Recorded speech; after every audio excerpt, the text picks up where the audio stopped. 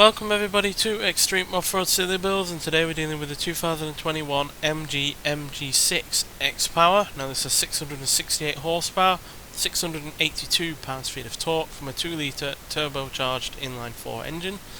Now weighs 2,722 pounds, as it now has off-road tyres, all-wheel drive and off-road suspension, and it can now do 0 to 60 in 2.776 seconds, 0 to 100 in 5.304 seconds, and if it had a big enough straight, it will get up to 201 miles an hour. So yeah, this is the same power from the same engine that we had in the Renault Megane RS250 in the previous episode. Don't usually like to use the same engine in a row, but regardless, this is all we got to work with, because yeah, otherwise we've got a engine that was even less powerful than the standard engine to swap in. So yeah, it didn't seem right to go in that direction. So yeah, now it's quite similar to the Megane outside of the reused engine, because they weigh pretty much the same. There's only 119 pounds in it, this being the heavier of the two.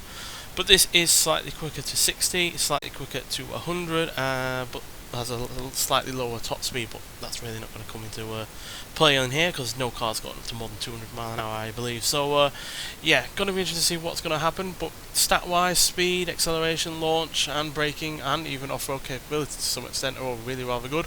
Handling's reasonable, not the best that we've seen, but hardly the worst either. So yeah, this could go either way, but I would have liked a bit more power, given this is a saloon car and it's a little bit heavier than the usual kind of cars that can have this engine in, as usually it's lightweight, you know, hot hatchbacks or classic old cars that can have this engine. It's not often that we get a mid-sized saloon that isn't the lightest of vehicles that has this engine. So yeah, it's going to be interesting what the engine can do in this car, but I am confident that with the handling, with the braking, with the really rather good acceleration, it should be pretty good.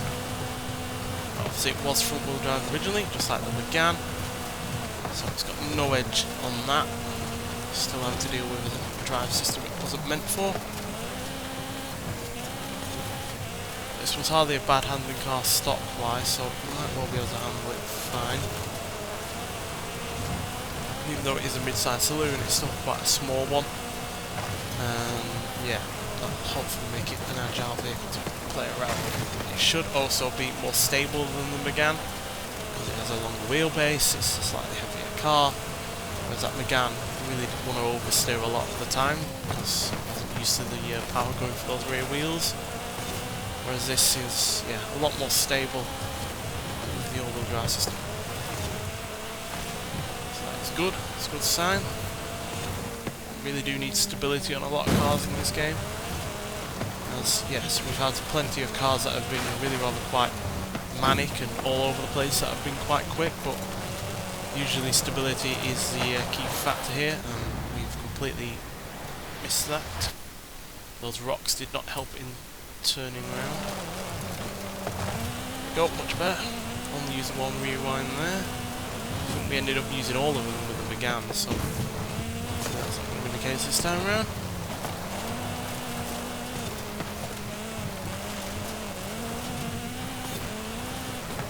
It definitely feels a lot more stable. I feel like I can truck it around without worrying that it's going to overstep the mark.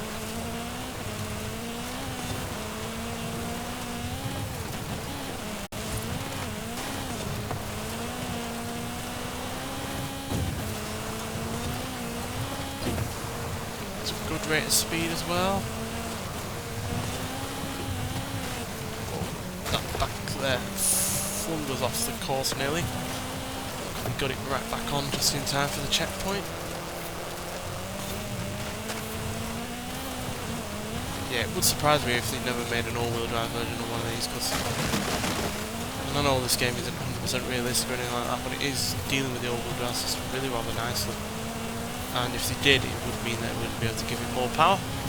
So I really don't think they're going to get more power into this car in its front-wheel drive setup, because yeah, it would be a big ask to get even more than 300 horsepower out of it, especially with the amount of torque that it has going on in stock form. So yeah, I think all-wheel drive would be the way to go. I wouldn't expect them to go rear-wheel drive only,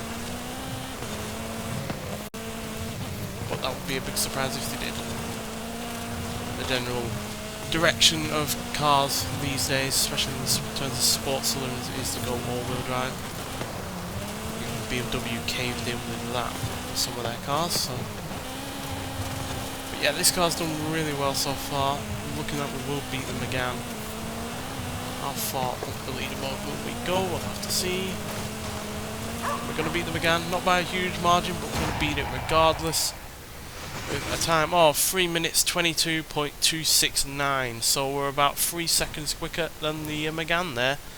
But it's by no means the fastest car that we've had on this series, but it has managed to just miss out on the top 30 as it's beaten the Ferrari SF90 Stradale, but it's slightly slower than the Jeep Gladiator Rubicon, which I guess is no surprise, that is an off-road vehicle after all. But it's also quicker than the Nissan Sentra Nismo, another front-wheel drive mid-size saloon car that was converted to all-wheel drive, as well as the Aston Martin DBX, the Toyota Hilux AT38, the MG3, the only other MG we've had on this series outside of the rally car, which unfortunately this has not been able to join, as this is 8 seconds slower than that, near enough. So yeah, that MG Metro 604 was hilariously quick, still comfortably in second place, which we have not quite been able to match, but we are second best MG, beating the MG3 hatchback, and obviously beating the Megane from the previous episode. So overall, a really rather solid car. You could definitely feel the difference in this compared to the Megane, with its long wheelbase and slightly heavier amount of weight going on. That it's, was a little bit more stable.